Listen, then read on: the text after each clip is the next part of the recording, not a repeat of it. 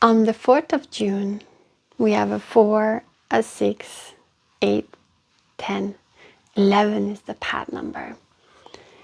That means the 11 is our connection to the divine, our connection to the universe, the thing that we're not just doing for ourselves, but for our community, our people around us, planet Earth, the animals, those who don't have a voice.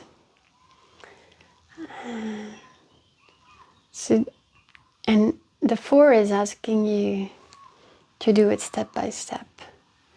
So this is a great day to make a plan and to step into your plan, to do the first step. And then see, evaluate, look at it from the positive, the negative, and then, then you have both sides and you can be above it and see it from above without all the details, but keeping the bigger vision in your mind. And then evaluate it, feel it in your heart, feel how it makes you feel the energy, feel your body responding to it.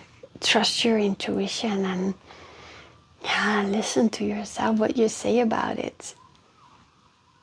And then actually that's all you need to do.